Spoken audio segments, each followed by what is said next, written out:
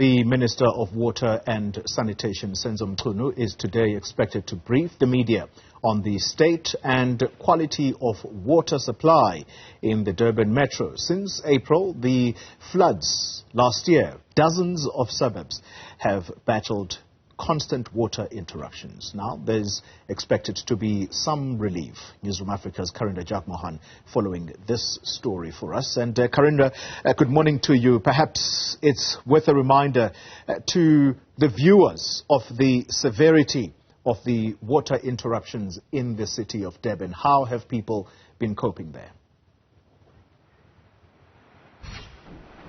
Absolutely. It's been a struggle for residents in many suburbs due to the constant water interruptions. And this happened following infrastructure that was damaged by the April floods.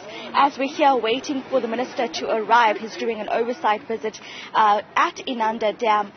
I'll just remind you of what happened in April. In April, over a 24-hour period, between 200 and 400 millimeters of rain fell in 24 hours. This is 4 times the monthly average, and it devastated many parts of Durban. And of course, the aftermath of this is still being experienced today. Let's speak to Pastor Mervyn Reddy. He's a community representative for the Verulam, Phoenix areas. So thanks for joining us. The severity of water interruptions we see on social media, people complaining about not having water. Tell us about the challenges we've experienced since April. Well, good morning, Karinda. Good morning to the viewers. While representing the voice of Phoenix, I'm the Public Relations Officer. I'm Pastor Mervyn Reddy. The people of Phoenix and surrounding areas have endured hardship for many, many months, being left without water for 5, 6, 7 days sometimes. And they had no hope of water ever becoming back to normality. But through the perseverance and through our communications with Minister Senzo Mchunu, Ethnic Mzweli, Head of Water, Bhavana Soni, and various other stakeholders, including Ambeni Water Board, I must say today that I'm proud to be here, to be part of the commissioning of Aqueduct 1 and Reservoir 3, which will bring much relief to the residents of Phoenix and the surrounding areas. But however, this didn't come with a low price. It came with a hefty price where people of Phoenix sacrificed on a daily basis, going to work without having a bath, coming from work without bathing, children staying at home with no water, being on school holidays. So this adversely affected the community of Phoenix that are frustrated, that had no hope, that felt like the municipality and the government turned a blind eye to the problems that they were experiencing there. And yes, we all thought of that.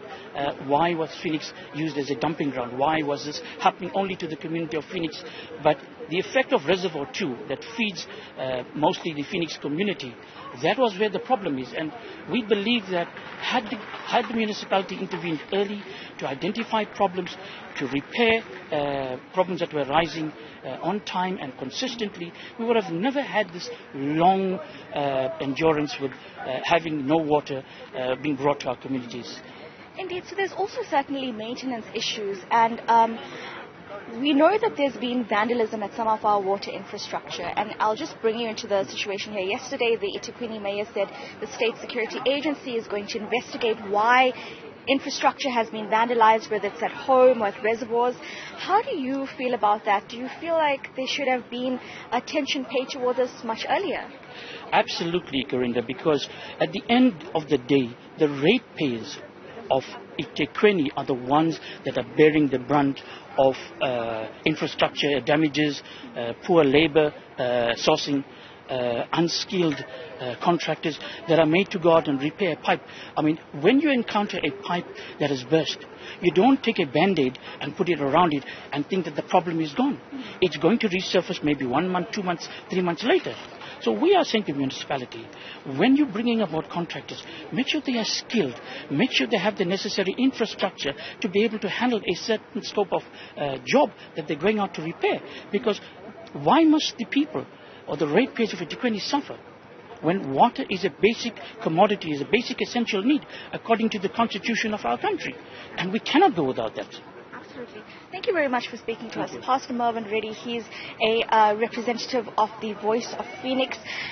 It's a community group there. These water interruptions have been experienced in several suburbs. He's just saying Phoenix, Verulam areas, Tongaat, north of Durban. Their water treatment plant, very similar to this one, was completely damaged by the April floods, and they're still experiencing water interruptions. Now, when we look at the government intervention, we are seeing that there is improvement. Today is a happy day for many because we're going to see that the major pipes that were burst are being repaired. But going forward, what this community representative is saying is that there needs to be attention paid towards maintenance of infrastructure. We're bringing two stories together today. One good news piece where we see that Umgeni Water, the Minister of Water and Sanitation, is announcing that repairs have been conducted and we're going to see water flow more towards reservoirs and communities that have been affected. But on the other side of this, the eThekwini municipality yesterday saying that there is an issue of sabotage of water infrastructure.